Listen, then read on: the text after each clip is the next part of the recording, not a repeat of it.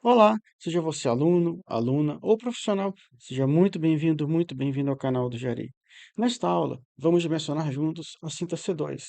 É uma cinta que se apoia numa viga principal, intermediária e em dois outros pilares. Então, se ela tem um apoio intermediário e apoios nos pilares de extremidade, ela possui dois tramos. E ao longo dessa viga, nós iremos rever o dimensionamento com base no KPMD, tão importante, que traz segurança e solidez para a sua obra, pois ele não permitirá que você venha vislumbrar fissuras e trincas ao longo do seu projeto ou ao longo de sua obra. Não haverá esse problema. E ao final desta aula, o enfoque de hoje será estribos. Ao final de cada aula de cinta e de viga, eu irei trazer um tema específico em que você juntando todos esses temas específicos, essas notas específicas ao final de cada aula de cinta de viga, você vai ter todo o apanhado que você precisa ter para todas as cintas e vigas que você vier a dimensionar. Como não dá tempo de falar de tudo sobre uma viga em uma aula só, eu tratei de trazer ao final de cada dessas aulas, de cada uma dessas aulas de cintas e vigas, uma nota especial, um enfoque especial, como veremos no decorrer de todas essas cintas e vigas de nossa casa. Então, ao final da aula de hoje, o enfoque será sobre estribos, quantitativos, pontos importantes, pontos de cuidado para o seu projeto. Assim, vamos dar início à nossa aula de hoje.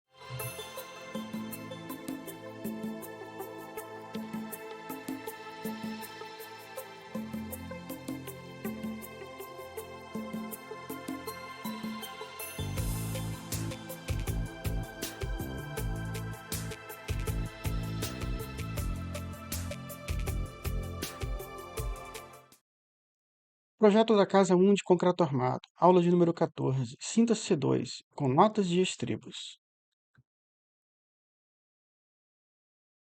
Item 1, geometria da cinta C2. Assim como comecei a cinta anterior, da aula anterior, eu sempre começo trazendo a abordagem principal, como ela se situa em nosso projeto de formas. Essa é a nossa cinta C2. Ela é dotada de dimensões de 15 por 50. Assim você escreve a primeira dimensão, sempre a dimensão referente à posição dela horizontal, a dimensão dela horizontal em planta. A dimensão dela horizontal em planta, nesse caso, é a largura. Nem sempre vai ser largura por altura. Em concreto armado, você escreve a primeira dimensão referente à dimensão horizontal e a segunda dimensão referente à dimensão vertical. Se essa cinta tivesse deitada por algum propósito, que é perigoso trabalhar com viga deitada, mas acontece às vezes, por necessidade do cliente, ou imposta ou requerida pelo arquiteto, nesse caso seria 15 por 50 se a viga tivesse deitada, pois a primeira dimensão que aparece na leitura da viga é sempre a dimensão horizontal, 15 por 50. Então, é uma dimensão razoável, poderia ser 15 por 40, estamos colocando 15 por 50, não me lembro por qual motivo. Ela se apoia em dois outros pilares e aqui uma viga que corre ao longo de toda a casa, é uma das vigas principais, a C8, uma das cintas principais, a C8. Então ela serve de suporte para a cinta C2. Um ponto importante de destaque é você enumerar e fazer a leitura. Qual viga vai se apoiar em qual? Você não pode ter duas vigas se apoiando mutuamente em ambas e nem descarregando mutuamente em ambas. Então, uma precisa servir de suporte e a outra vai servir de solicitação. Então, a cinta C2, ela solicitará, ela aplicará a carga dela sobre a cinta C8. Então, você tem um apoio intermediário. Se você tem um apoio intermediário, em caso, você tem dois tramos. Então, a cinta C2, ela se divide em A e em B. Por quê? Porque tem um apoio intermediário. Caso não tivesse um apoio intermediário, ela estivesse sustentando a cinta C8, independente dessa posição, se ela estivesse sustentando, servindo de suporte para a cinta C8, seria apenas cinta C2. Mas a partir do momento que ela tem um apoio, ela está se apoiando em uma viga, então você tem um tramo e depois, imediatamente, você vai ter outro tramo. Então, divide C2A e C2B. Aqui as dimensões internas, eu sempre procuro trabalhar as dimensões internas entre vigas, pois a dimensão da viga o colega de obra vai ter. A viga tem 15 de largura, essa tem 15 de largura, e assim por diante. Então, amarro apenas as dimensões internas, sem precisar ficar amarrando dimensões centrais de viga a viga. Basta você enumerar, fazer a leitura das dimensões e medidas internas. Fica mais fácil e mais arrumado no projeto. Então, aqui BW, 15 centímetros, e a altura total, 50 centímetros. Então, como a cinta C2 se apoia na cinta C8, no caso C8C, né, dividimos a C2 em C2A e C2B. Observe que a C8, por exemplo, esse tramo da C8C, ela se apoia no pilar P5 e no pilar P1. Como ela serve de apoio para a cinta C2, eu não divido em C8C e C8D. É errado, pois a cinta C8 só possui dois apoios, o P5 e logo mais o P1. Então, C8C segue como sendo um tramo único, C8C. Caso a C8 ela se apoiasse na C2, seria C8C e C8D. E a C2 seria apenas C2, não teria nem A nem B. Tem muita observação com relação ao entendimento dos tramos, tramo 1, tramo 2, ou apenas um tramo único. Muita observação quanto a isso. E aqui a C8, né, continua sendo a C8C, ao longo deste tramo em azul, como observei bem nesse detalhe. Esforços solicitantes. Da mesma forma que fizemos para a cinta anterior, eu vou seguir a mesma metodologia ao longo de todas as cintas e vigas para fortalecer esse entendimento na cabeça do aluno, da aluna e no colega recém-formado. Então, aqui a cinta C2, só uma observação que eu trago ela assim em apoiozinhos, mas esses esforços não refletem a viga contínua. Você pode mencionar viga contínua, bem apoiada, pode, não tem problema. Antigamente os engenheiros calculavam todas as vigas de um prédio como contínuas ou bem apoiadas, sempre pelo método de hard cross, que eu posso vir aqui, vou separar esse método em nossas aulas, numa playlist chamada Análise Estrutural. Futuramente eu vou trazer esse método, ensinar vocês a dimensionar vigas com vários apoios pelo método interativo, hard cross, é bem gostoso de fazer. Quando você domina, você sente um prazer, sente confiança de poder estar fazendo sozinho na mão. Então, aqui é só uma observação que esses esforços eu obtive a partir do momento que eu calculei a via considerando os pilares. Eu não vou trazer pilares aqui, esforços de pilares, senão a aula vai delongar por muito mais tempo. Eu vou trazer esse assunto de pilares ao término das vigas, eu vou trazer análise estrutural considerando pilares e mostrar como é que eu encontrei esses esforços nas vigas e como é que vão ser os esforços nos pilares. Pois em cada pilar teremos um momento fletor e teremos que calcular os pórticos, o pórtico para cada eixo. Então, eu encontrei esses esforços em todas as cintas, em todas as vigas, através da análise estrutural, considerando pórticos. Só estou fazendo essa ênfase para caso você tente calcular ela como uma viga, no caso contínua, como mostrado aqui, com apenas os apoios, você não vai encontrar os mesmos valores que eu encontrei aqui, apenas para não te desanimar. Só mostrando que esses valores foram obtidos a partir da consideração do pórtico para cada eixo, e não considerando viga contínua. Mas não está errado, para as vigas, você calcular como vigas contínuas ou como pórtico. A diferença é que, como pórtico, você traz valores mais próximos à realidade. Como viga contínua, vai ficar muito conservador o valor, mas também está certo. Então, aqui, o esforço solicitante cortante, 4,15 toneladas, apenas repliquei assim que eu trago desenho no AutoCAD e já colo no meu documento de Word, já serve uma hora de cálculo. Muito fletor, no caso negativo, muito fletor positivo. Eu procuro colocar o negativo em cima, que eu coloquei embaixo, coloco em cima, porque a armadura negativa vai ficar na parte superior e a armadura positiva fica na parte inferior. Fica mais fácil de assimilar qual aumento negativo, qual aumento positivo. E aqui os esforços ponderados. Apenas eu multiplico por 1,4 para transformar os esforços nominais, tidos como nominais, em esforços ponderados. Os esforços ponderados são os esforços que nós iremos efetivamente dimensionar e encontrar armadura capaz de resistir a tais esforços solicitantes. Você não entra no dimensionamento com os esforços nominais, mas é importante na hora de cálculo você mostrar os esforços nominais e esforços ponderados para o colega que vai verificar isso é uma hora de cálculo. Dimensionamento da viga, ou da cinta no caso, há um aumento fletor negativo. Aqui eu separei o momento fletor negativo porque ele é o maior. Eu estou sempre separando o maior momento fletor, ou negativo ou positivo. Nesse caso é bacana que ficou negativo para a gente analisar a viga de modo inverso, como a gente analisou na viga anterior, era o esforço positivo, o momento fletor positivo era o maior, a gente calculou a armadura positiva. Agora eu vou dimensionar a armadura negativa com você. Temos aqui o BW, 15 centímetros de largura, altura total 50 centímetros. A altura total ela não entra no cálculo. Precisamos encontrar a altura de cálculo, que é o D. Ao diâmetro do estribo, aqui é a estimativa, 5 milímetros. Pode ser que ele termine com 5, 6,3, a estimativa, 5 milímetros. Estamos pré-dimensionando, estamos iniciando o dimensionamento da viga. Aqui o vergalhão, eu coloquei o vergalhão agora na parte superior, estimando o diâmetro de 10 milímetros, duas barrinhas de 10 milímetros, apenas para locar e calcular o nosso D, a nossa altura de cálculo. Observe que agora eu estou calculando um antifletor negativo. Então, vou tomar como referência as armaduras que ficam na parte superior, ao contrário da aula anterior, em que dimensionamos o esforço do antifletor positivo e as armaduras foram postas na parte inferior. Isso é para você não ficar bitolado, toda hora calculando o antifletor positivo, positivo, positivo. Não, numa hora você pode estar calculando negativo, outra hora positivo.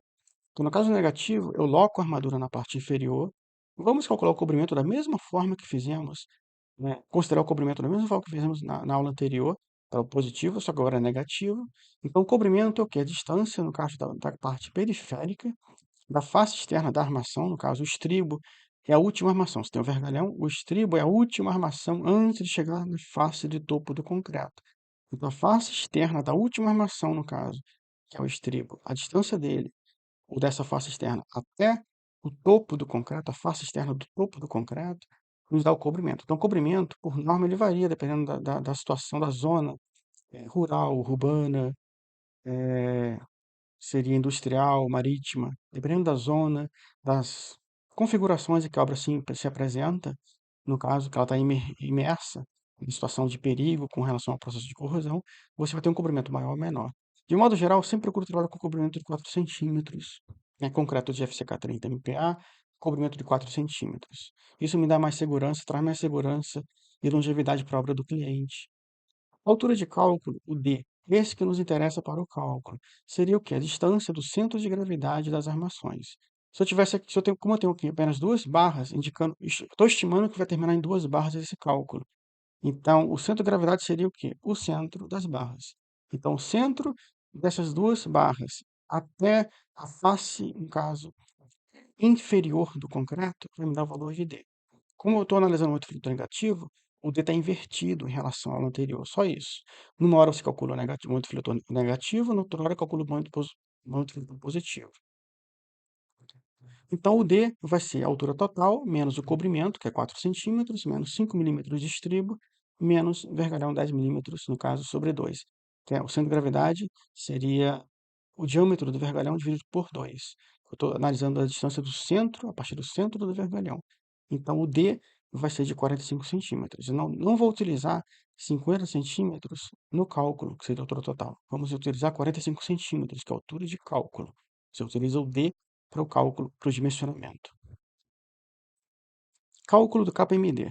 Da mesma forma que fizemos na aula anterior, essa é a equação que eu uso há mais de 20 anos. Não é empirismo nenhum falar isso. Ela é calcada nos livros de José Carlos Sequin, Adelson Moreira da Rocha. Foram os grandes livros que me moldaram no concreto armado. Então, eu utilizo sem medo essa equação, essa metodologia de dimensionamento há muito tempo.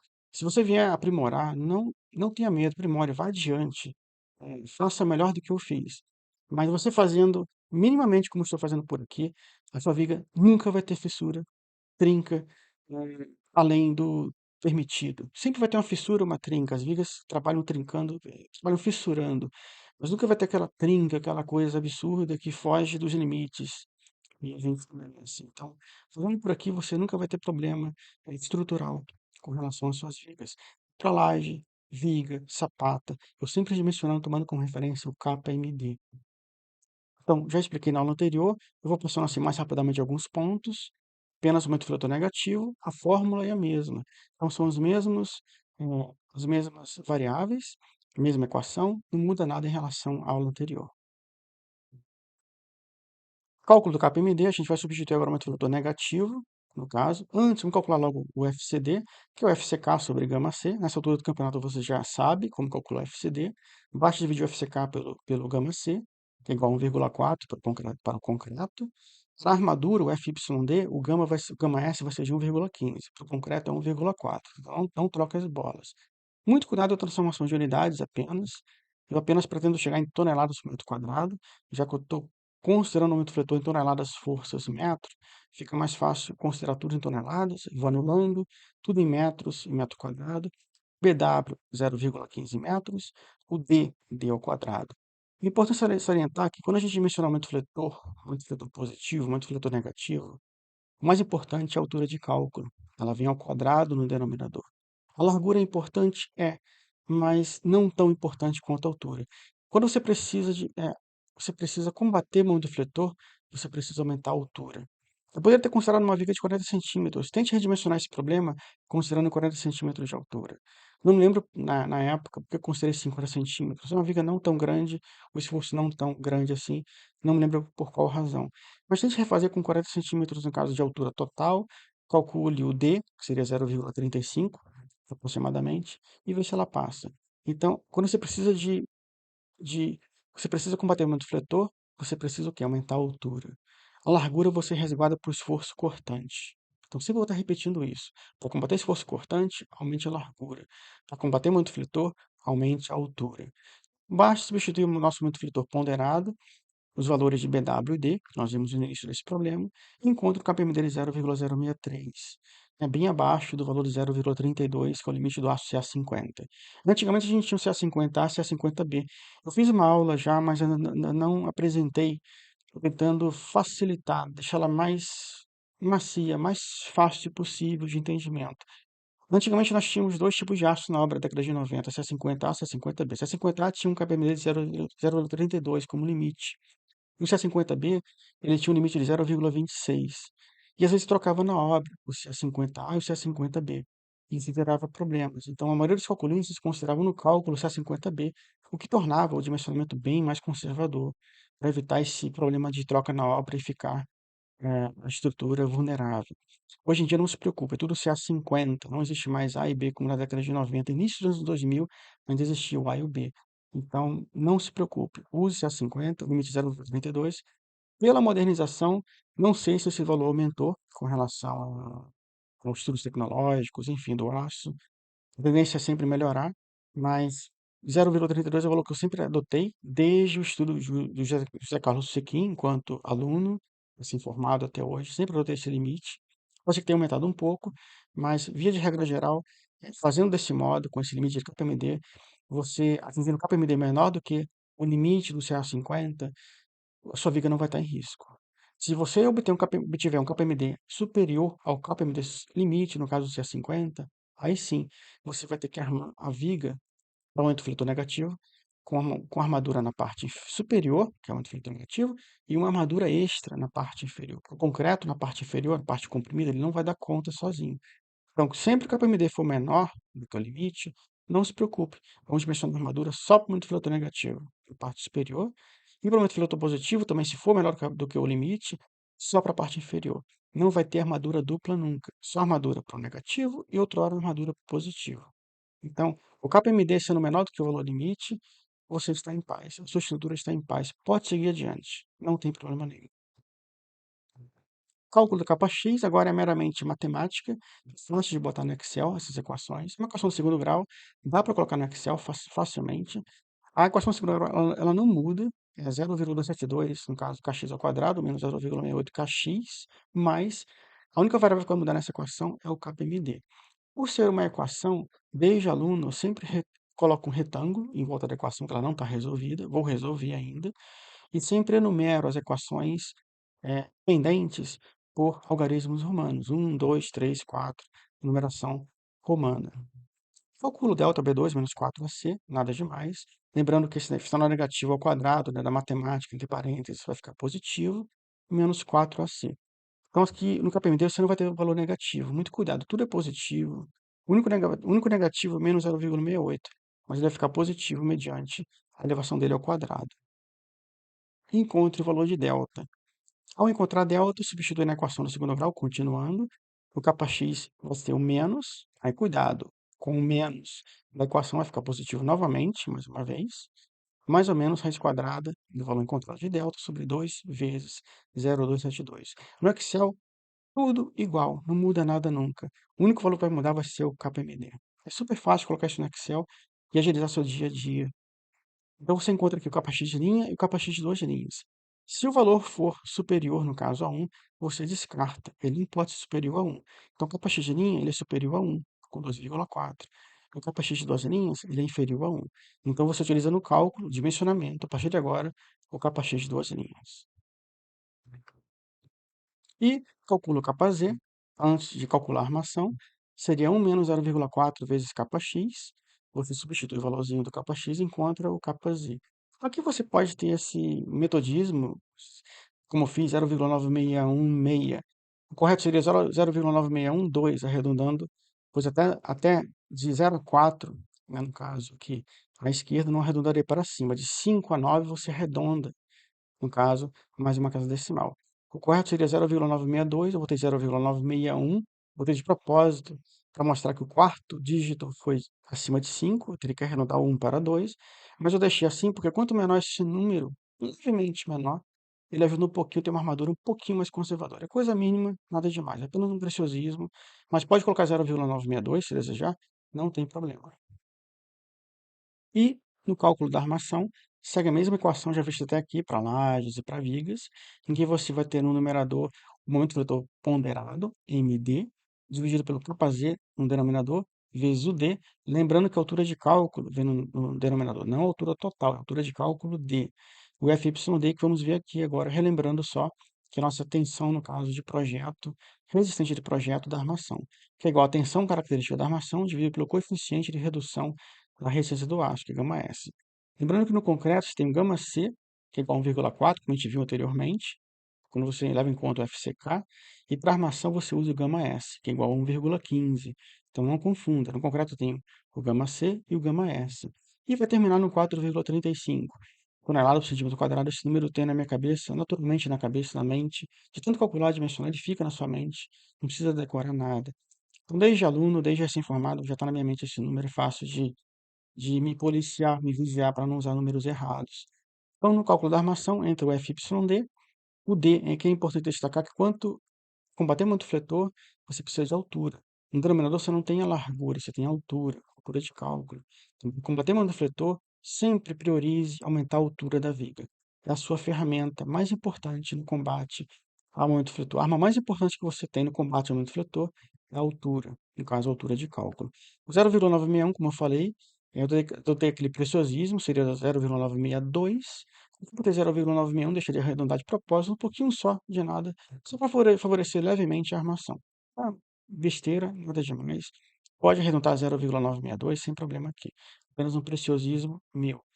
Área unitária, vamos adotar a barra de 10 milímetros, que é um aço CA50, lembrando que 6 milímetros em diante, CA50. A barra de 5 milímetros, ou 4,76 milímetros, é um aço CA60. Essa área do aço, a área unitária da barra, a área da seção transversal do aço, sempre obtém a partir da tabela comercial. Se calculando, vai encontrar um valor, pode arredondar um pouquinho para cá, um pouquinho para lá, mas use o valor comercial para não ter problemas nas verificações de seus projetos por outros colegas, engenheiros e engenheiras. Então, o número total de armação, basta você dividir a armação total encontrada, para ter um vetor negativo, dividido, no caso, pela armação da área unitária de uma barra de 10 milímetros, encontrando 2,76 barras de 10 milímetros. Aqui não tem nem o que pestanejar, já arredonda direto para 3 barras de 10 milímetros. Ah, se fosse 2,01, 2,04, poderia partir do bom senso e colocar duas barras. Mas se acima de 2,8, 2,9, 2,10, 2,15, já parto direto para arredondamento para mais. Sempre arredonde para mais, no caso 3 barras. Se está com medo, 2,01, 2,02, coloque 3 barras. Quando eu falo assim 2,04, continuar com 2 barras, 2,05, é questão de bom senso. Se você estiver maduro o suficiente para usar esse bom senso, você usa. Não estando, não tem problema. Sempre que der acima de 2,01 em diante, já levando para cima, no caso. Seriam 3 barras de 10 milímetros, o nosso produto final.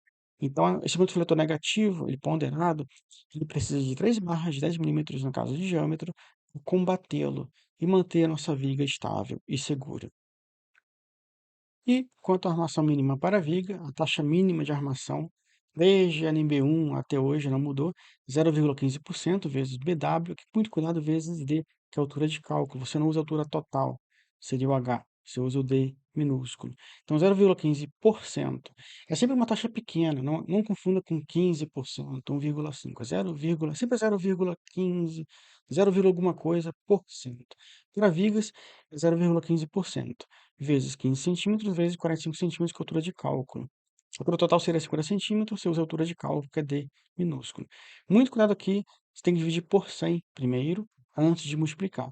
E você vai obter, no caso, 1,01 centímetros quadrados. Então, divide por 100, porque tem percentual, e obtém um resultado final, no caso, em centímetros quadrados. Dimensionamento da viga a cisalhamento. Com relação ao tal WD, no caso que é a tensão que a gente utiliza no cisalhamento, tensão solicitante, vai ser o esforço cortante, no caso ponderado, dividido pela largura e vezes, no caso, a altura, no caso de cálculo. Aqui não é mais ao quadrado, você tem o BW e tem o D. Tal WD seria 86,07 toneladas por metro quadrado. E o valor de tal WD deve respeitar os limites, né, primordiais estabelecidos por normas, que são 0,20 vezes FCD, que equivale a 428 toneladas por metro quadrado, e 450 toneladas por metro quadrado. São os valores que eu utilizo, se não me falha a memória, desde a NB1, a antiga NB1 de 1976, que antecede a NBR de concreto atual. Então, a gente sempre prezava pela NB1, esses valores eram bem sólidos em nossos projetos na época, uma norma que eu adorava seguir. Enfim, são os valores que, a maioria deles, se não me falha a memória, todos ainda se mantêm conforme a norma atual de concreto armado.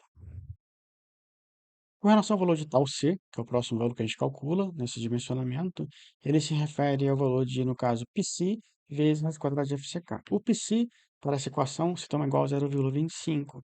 Multiplicando pela raiz quadrada de 30 megapascal, você obtém 43,30 toneladas por metro quadrado.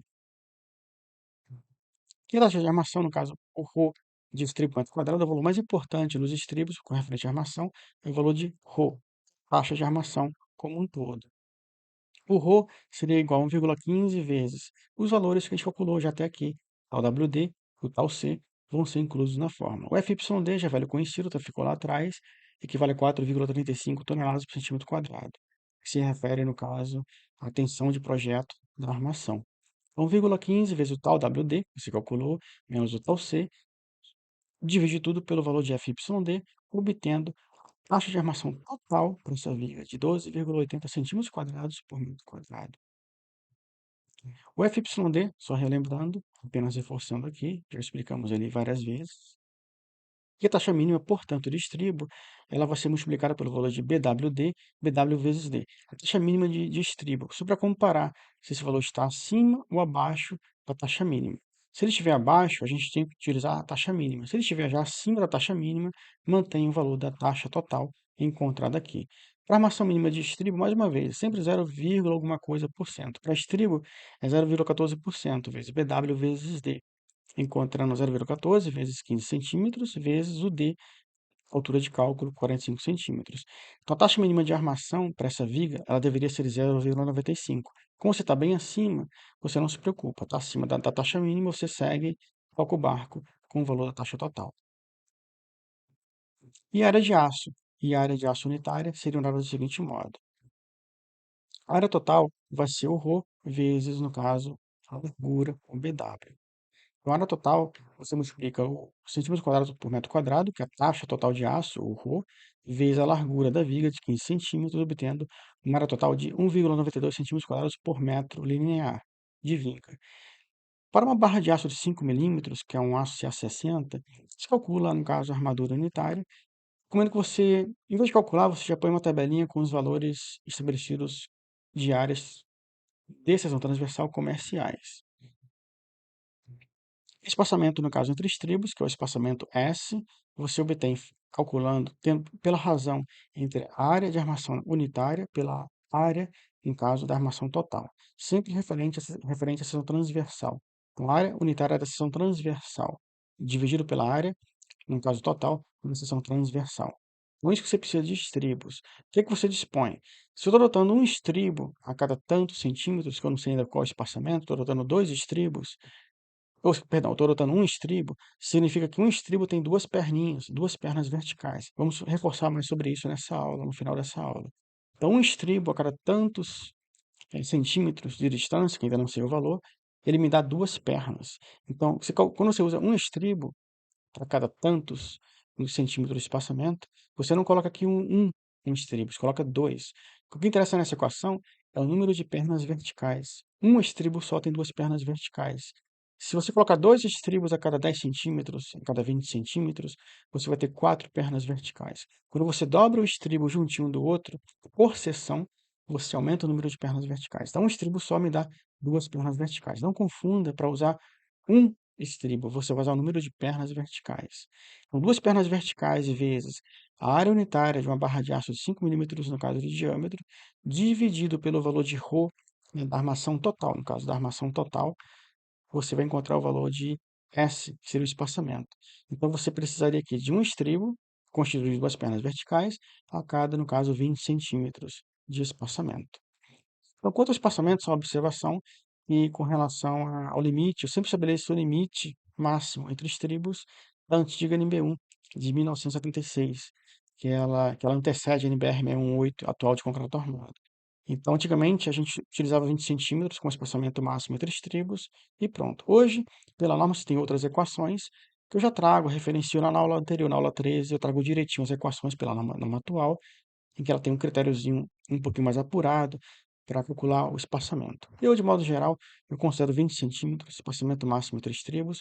Quando tem uma viga mais sobrecarregada, uma viga mais perigosa, eu mesmo, com base no meu bom senso, eu coloco um limite de 15 centímetros, ou às vezes até 10 centímetros, dependendo do perigo de que uma viga, um vão, uma carga venha trazer. Aqui é uma viga habitual de casa, não tem razão de ser, de ter um cuidado a mais. Com relação à mão de obra, quando a mão de obra não é especializada, então você encontrou 20, está tudo direitinho pela norma, mas você quer utilizar 15 centímetros por precaução. Você pode, não tem problema, né? Não é nenhum exagero de conservadorismo, não. Você está sendo um pouquinho mais conservador e criterioso com o seu cálculo, só isso. Mas veja a aula 13, no caso, o slide 20 da aula 13, onde eu calculo direitinho o valor do S, do espaçamento S, com base na norma atual NBR 6118. E diâmetro mínimo e máximo de estribo. O diâmetro mínimo, no caso, no caso de estribo, seria, ele tem que se situar, no caso, entre 5 milímetros, no caso, 5 milímetros é o mínimo, e o máximo é BW sobre 10. Quem é BW? BW é a largura da viga. Se a viga tem 15 centímetros de largura, ao dividir por 10, vai te dar 15 milímetros. Então, o estribo ele não pode ficar com um diâmetro acima de 1,5 centímetros, que é muita coisa, e nem pode ficar com um diâmetro abaixo, no caso de 5 milímetros. 5 milímetros é o valor ideal, o mínimo para estribos. 5 milímetros, lembrando que é uma barra de CA 60. 6,3 milímetros, que é a bitola comercial seguinte, já é uma barra de CA 50. E projeto final. Esse aqui é o projeto final da viguinha da cinta C2. É uma viga de 15, no caso 15 por 50. Do ladinho eu trago sempre o desenho do caso dos estribos, né, da seção transversal da viga, com o desenho do estribo, no caso um estribo só. Botei aqui a cada 10 centímetros, preciosismo meu nesse projeto, por causa da mão de obra não especializada. Eu poderia botar 15, ou até mesmo manter os 20, não tem problema. Foi um preciosismo meu. Aqui 3 barras de 10 milímetros para armadura negativa, que a gente encontrou. Para armação positiva, eu calculei, eu encontrei 3 barras de 10 milímetros. Você pode refazer em casa, recalcular a armação, no caso, positiva, e ver se você encontra o mesmo número de armações que eu encontrei. Aqui você tem todos os desenhos. Essa metodologia de desenho eu já mostrei na aula anterior, como é que eu chego nesses valores de 40, 820, 814, como é que eu vou subtraindo. Eu ensinei na aula 13, né, dessa playlist de casa de concreto armado, não vou repetir, para a gente ver outras coisas e ganhando outros conhecimentos. Escala 1 para 50, uma escala boa para desenhar, no caso, a sua viga, a seção transversal, a seção longitudinal da sua viga. E do ladinho você coloca sempre note que a altura da viga, do desenho aqui da viga, a ação transversal está bem maior. E para estribos, você usa uma escala maior. Coloca do ladinho, o desenho no caso da ação transversal da viga, um corte, e os estribos, você desenha uma escala sempre em caso maior, em caso 1 para 20, por exemplo. Aqui vale, é sempre saudável você colocar, no caso, as cintas e os pilares que servem de apoio ou que se apoiam nessa viga, no caso. Então, tem os pilares P2 e P3 que servem de apoio e a cinta C8C que serve de apoio. Então, no desenho, não precisa achurar como está achurado aqui. Basta desenhar, no caso o P2, o P3. Aqui faltou só fazer aquele cortezinho, que o pilar ele continua. A viga ela é fechadinha, é um retângulo passando aqui, cruzando contra a viga. Aqui faltou só fazer um recortezinho, mostrando que o pilar ele continua. Desenha o pilar um pouquinho mais para cima, um pouquinho mais para baixo, como está aqui, e faça aquele recorte, tipo um trovãozinho, um retângulo, um trovãozinho, um raio, mostrando que ele segue. Ele vem da fundação, é uma cinta, ele vem da fundação, então ele segue para baixo e segue para cima também. Ele não é um retângulo fechado como está aqui, não. Apenas mostrei de modo elucidativo. mas faça a achura o seccionamento, de modo que ele continue. Então você representa no seu desenho os pilares, sempre seccionados, continuando, como é o caso, e as cintas, no caso intermediárias, que vinham a ter ao longo ou cruzando com essa cinta C2. É bom você desenhar para você dar uma referência para a equipe de obra na hora de montar essa viga. Uma outra coisa que eu não desenhei aqui nesse projeto, devo ter feito em outro momento, esse é o projeto que eu resgatei da época, dos meus alfarrábios aqui, desenhos ainda que eu consegui resgatar desse projeto dessa casa, é que sempre eu indico, no caso, uma cotinha geral, em que representa o que nessa cota? Aqui eu tenho uma dimensão total, 8,28 metros, dimensão total de face externa de pilar, 8,28 metros. E eu coloco sempre uma cotinha, no caso, ou várias cotas, quando é o caso, quando eu vou mostrar uma viga mais longa, que seria a quantidade de estribos, no caso. Então, no caso, essa distância da face interna desse pilar, a face interna desse pilar seria de 7,98 metros. Eu divido por 10 centímetros, que é o espaçamento entre estribos, e encontro, no caso, 80, no caso, 80 estribos. Então, só ressaltando que esse número aqui, 82, você divide, no caso, por 10 e aumenta mais um. Na hora do AutoCAD, alguma coisa, terá um valor a mais, um valor a menos, na hora de mensurar, mas 7,98 eu encontrei esse valor aqui para fazer essa aula rapidamente, subtraindo 8,28 da largura desse pilar, acho que é 15 centímetros, da largura desse pilar também, que é 15 centímetros, obtendo 7,98. Ao dividir esse comprimento interno pelo espaçamento, você encontra o número de estribos e você sempre acrescenta mais um. Seria, no caso, seria 81. Aqui eu botei 82, mas você divide e acrescenta mais um. Precisa sempre de mais um ao final. Então, essa continha que a gente faz para encontrar os estribos, a dimensão interna, divide pelo espaçamento entre estribos e encontra a quantidade total de estribos. E sempre acrescente mais um. Então, é importante você indicar aqui uma cotinha, botando 81, no caso, N6. N6 é o número do estribo. Ficou 82, então botaria aqui 82, no caso, N6. Então, coloque uma cotinha aqui embaixo, indicando que o estribo vai da face interna de um pilar à face interna do outro pilar. Por quê? Porque ele pode cruzar a viga. Quando tem viga cruzando com viga, o estribo passa por dentro, não tem problema. Mas o estribo nunca pode adentrar no pilar. Se fosse um pilar intermediário aqui, ao invés da cinta C8, eu teria que fazer uma cotinha daqui até aqui, uma face interna mostrando estribos distribuídos nesse primeiro tramo, interromper pelo pilar e depois continuar uma outra cotinha mostrando a quantidade de estribos no outro tramo. Então traz uma cotinha mostrando os estribos que distam de onde até onde em sua viga. Porque só para reforçar, os estribos são projetados de face interna de pilar. Assim, os estribos nunca atravessam os pilares. Nunca coloque estribo dentro de pilar. É errado. E quando houver vigas intermediárias, como no caso da cinta C8, por exemplo, e de apoios, no caso intermediários, projete os estribos passando por dentro da viga. Em que você poderia botar essa cotinha aqui, ó, 8,28, bem mais abaixo, com a cota geral. Acima de 8,28, colocaria uma cotinha dessa, indicando apenas a cota. Não precisa mostrar essa conta. Basta mostrar 82, no caso, N6. Mostrando o quê? Para a equipe de obra, olha a equipe de obra. Entre a face interna do pilar P2, a face interna do pilar P3, eu vou ter 82 barras N6. Ele vai vir aqui. Quem é o N6? Ah, é o estribo. Tem essas características. Aqui só mostrando um desenho mais ampliado da cinta.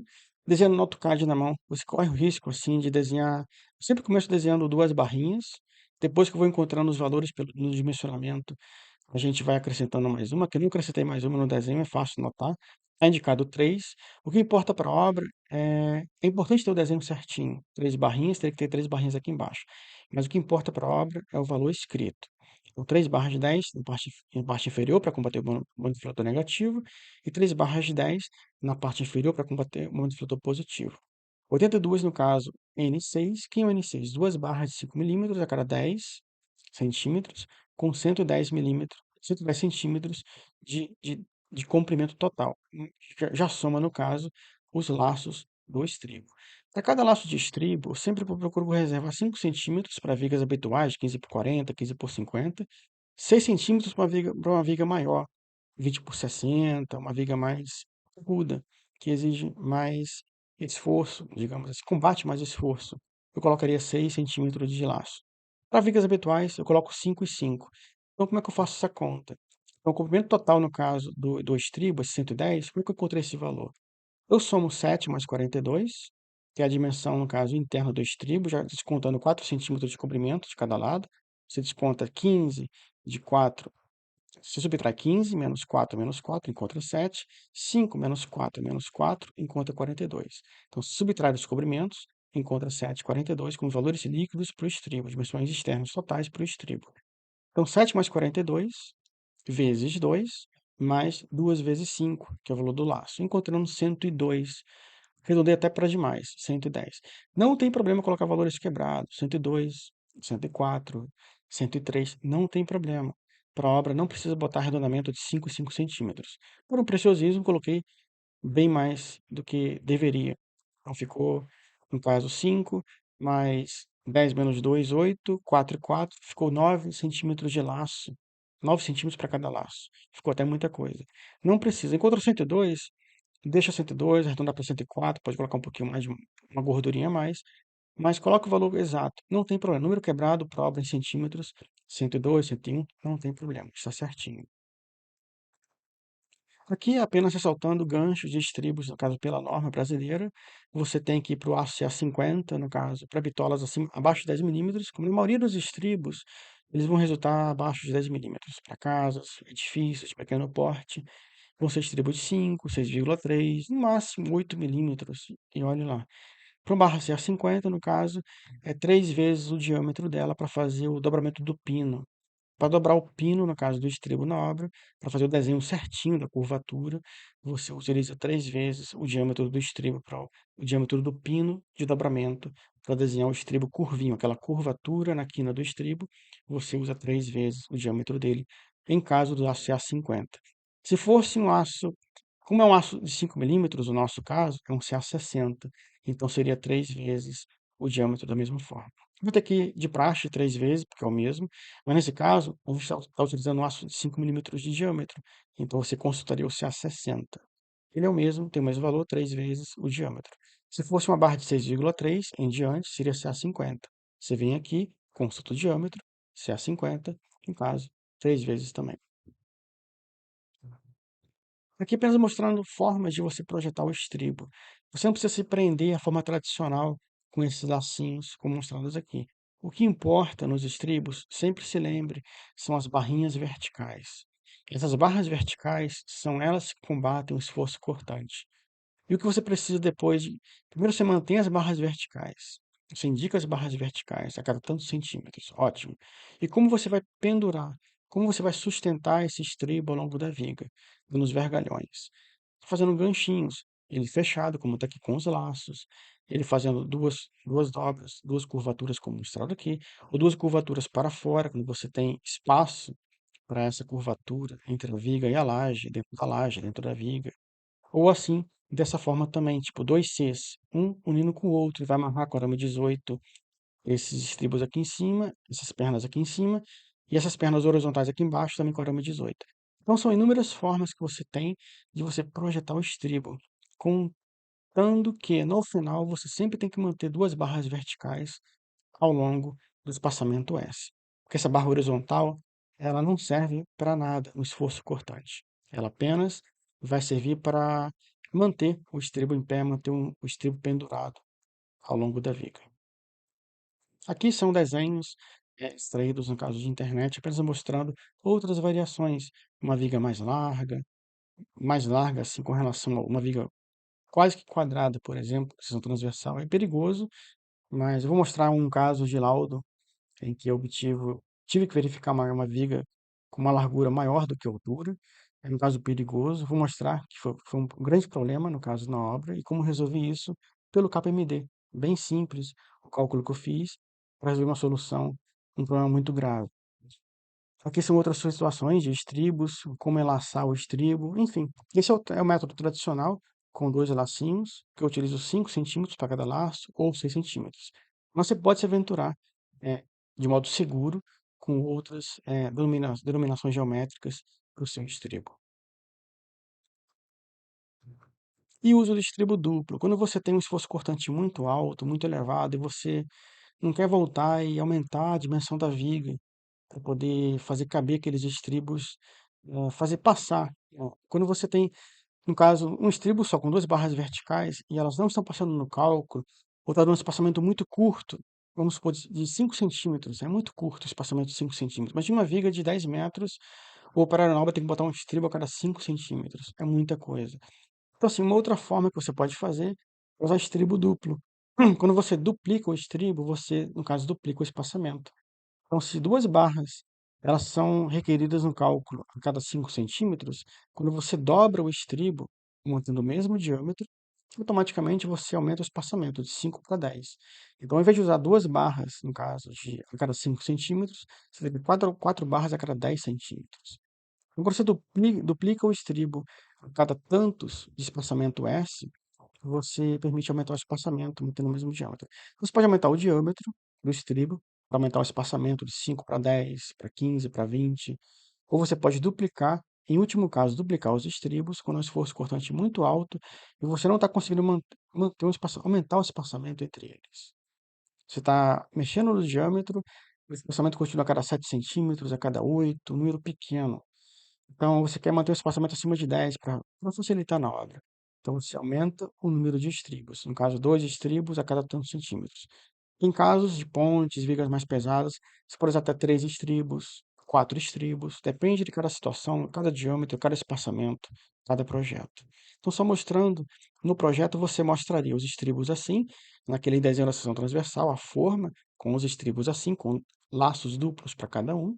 E por fora da viga, com os vergalhões sustentando, servindo a sustentação dos estribos, e do lado de fora da viga, você desenha assim mesmo, eles desalinhados, para mostrar que são 2 estribos duplos. Não tem problema estarem desalinhados na vertical e na horizontal, é de propósito mesmo.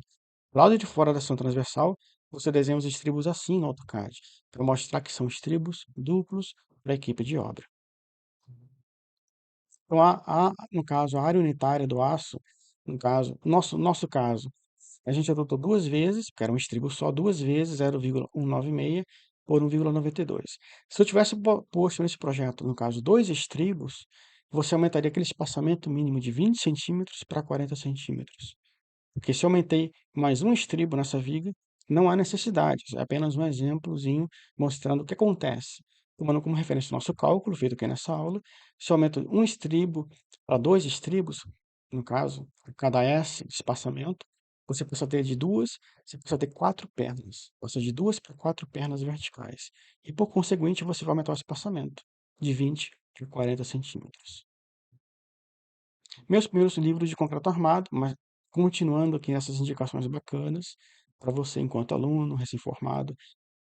Essa coleção do Guerrin, eu recomendo que você compre essa coleção apenas para é do volume 1 ao 6. Eu apenas recomendo que você compre essa coleção depois que você já tiver a coleção da Dessa Moreira da Rocha, se já estiver mais habituado no mercado, tipo 10 anos de formado, um exemplo. Já tem uma carreira, está bem consolidado. Porque essa coleção do Guerrin é mais para assuntos que você não vai encontrar na Décio Moreira da Rocha. Na Décio Moreira da Rocha você vai encontrar todos os casos. Recomendadíssimo. Desde do recém-formado, do aluno ainda, enquanto aluno já tinha coleção da Décio Moreira da Rocha. É fundamental.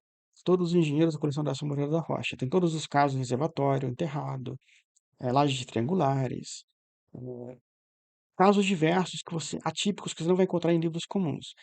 E na do Guerrin, você vai encontrar outros casos, que você não vai encontrar nem mesmo na coleção da Décio Moreira da Rocha. Por exemplo, reservatórios enterrados, piscina, você encontra na Décio Moreira da Rocha. Mas, por exemplo, viga, no caso, uma escada com 2 apoios, uma viga, imagina aquela escada curva, e tem só um apoio no patamar superior e no patamar inferior, não tem um apoio intermediário. Aquela viga curva, bonita. Eu fiz uma viga dessa em um projeto. E eu tive que eu vi, no caso, o livro do Guerrin.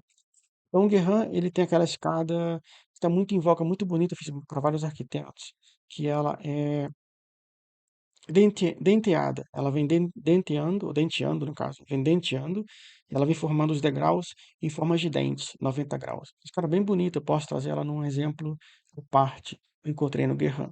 Então, a coleção do Guerrin eu recomendo para aquele profissional que já está habituado no mercado, com essa Moreira da Rocha, que já se acostumou, já fez vários projetos. Coleção, o mesmo preço, se não falar a memória, dessa Moreira da Rocha, similar à coleção do Décio Moreira da Rocha, mas que traz, assim, alguns casos de consultas peculiares, um ou outro. Não tem necessidade de comprar ele agora enquanto recém-formado. Até porque também a linguagem do Guerrão é uma linguagem bem clássica, e eu tenho certeza, assim, pelo menos eu levava às vezes 2, 3 noites para poder entender um problema de 2 ou 4 páginas, uma história de 2 ou 4 páginas. É uma linguagem bem clássica de concreto armado, é bem antiga, mas tem soluções ali. Você vai encontrar soluções nessa coleção que não tem em outros. Então, primeiro se habitue com essa Moreira da Rocha, devagarinho. Tem muitos casos lá de reservatório enterrado, lá de triangular, muita coisa. E vai ter muito mais assim, algumas coisas a mais que não vai ter no Décio Moreira da Rocha, que vai ter na coleção do Guerra. É muito boa para quem tem um bico, vive de bicos, fazendo projetos por conta própria, e tem biblioteca pessoal. Deixa assim por último. Se estiver mais habituado, você compra a coleção do Guerra, vão ser aqueles casos que você não vai encontrar facilmente no Aderson e nem em outro livro. Então, provavelmente vai estar no Guerran. Guerran, em sua última linha de defesa, vou botar assim. Se eu consultei o Guerran 2 ou 3 vezes, foi muita coisa. Eu nunca cheguei a ler todos os livros do Guerran, apenas consultei 3 casos. Aqui o caso de escadas, eu acho que no volume 3, por exemplo. Enfim, são casos que você vai encontrar que não tem no Aderson Moreira da Rocha. Então, essa é a minha dica de ouro. Primeiro tem a coleção da Aderson Moreira da Rocha, se habitue, faça os projetos, siga sua carreira. Depois você compra a coleção do Guerran para consultar um caso ou outro, para você não perder tanto tempo assim. Bem, deixo minha gratidão por mais uma vez me acompanhar e me prestigiar nesta aula de cintas. No final de cada aula, estarei trazendo notas específicas. Hoje foi estribo, em outras vigas vou trazer outras coisas, como torção, armadura de costela, armadura de suspensão, por exemplo. Não dá para trazer tudo numa aula só, senão a aula vai ficar com várias horas. Então, preferi dividir assim, e ao final de cada aula você vai juntando todo esse conhecimento e você vai consolidar todo o conhecimento que você precisa ter para dimensionar uma única viga, no caso, ao longo de sua carreira.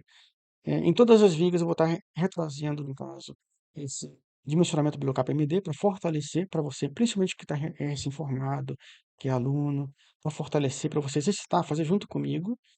Se você já está satisfeito com o KPMG, já entendeu, então vai direto para o final das outras aulas, para você ver apenas as notas finais que vai agregar nos seus projetos. Se você quer fortalecer, refazer as vigas, vai ter que a chance de fazer 3 cintas comigo e 3 vigas comigo. Vamos fazer 6 vigas no total, juntinhos, para fechar o assunto de vigas, nesse caso.